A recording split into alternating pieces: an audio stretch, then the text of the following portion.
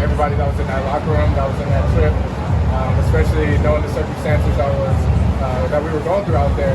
You know, it would have been really Zion if we wouldn't have came back home with the gold. And we were all proud and honored to represent the Philippines, of course, and to bring that gold back to the Philippines for at least another 2 years.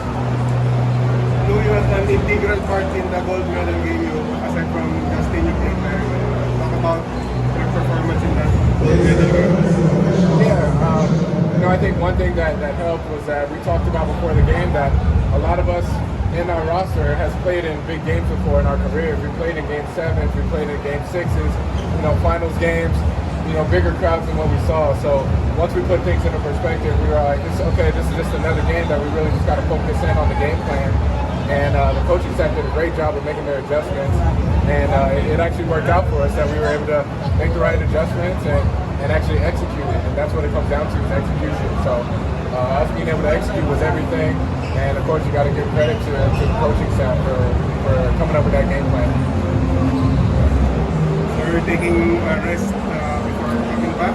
Yeah, I definitely got to take a rest because I've been on the go since the last Governor's Cup, and we made it to the semis. I know a lot of the other guys were in the finals, but yeah, definitely got to take my rest time while I have it because I know we're going right back at it come June. And Morocco's doing a great job of helping me to stay out of it, out of the picture, even though I want to be in there, I want to practice, and of course, they're the ones that kind of have to pull the reins back and just say, hey, we got to think of the bigger picture here. We want you to be committed to Gilas, and at the same time, you know, I can still be present mentally at Morocco practice, and just, you know, letting the guys know that I'm still there with them.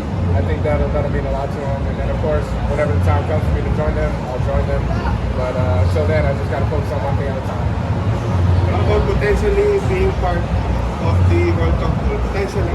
Yeah, that'd be a dream come true if ever I do make that lineup.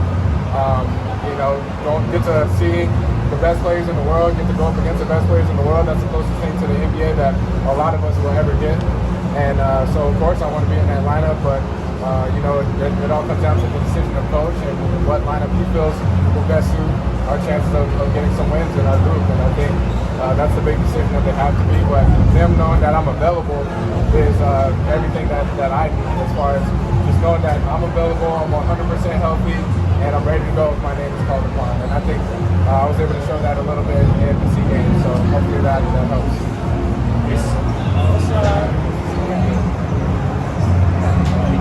So we have heard so many stories, but how hard was it really to play on that court? Man, it was really, really hard to play on that court because, I mean, your shoes don't stick the same way that you normally would. You don't have the same kind of traction and sliding, so it can affect you a little bit. But again, you know, they're playing on the court too, and at the end of the day, it's just whoever comes out and who's able to play their best basketball regardless of the circumstances. And I think that's what we showed. Is that, you know, it didn't matter if the court was like that, if the conditions of the locker room were the way they were, if the practice facilities were the way they were.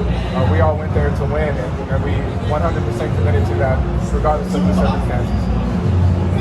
The most part of your career, you played with Uncle Coach back, but was there much of a big change seeing the Milan? I mean, I think Coach Luigi being there definitely helps with the transition from Coach Norman. We still keep a lot of the same concepts that we had with Coach Norman. Of course, we were still successful as an organization with those concepts, so why not keep them and just kind of build on to them? And I think that's all we're doing right now is taking our core and what we've built up until this point, and how can we make adjustments so that way we can finally get over that hump and reach a PBA championship, because that's the ultimate goal of this organization, is to win their first title in the PBA. So I think the transition's going to be okay. I think we got a great coaching staff with us. Coach Netnan's there to help a lot as well. He's very knowledgeable when it comes to the game. And, you know, this just might be the change-up that we need.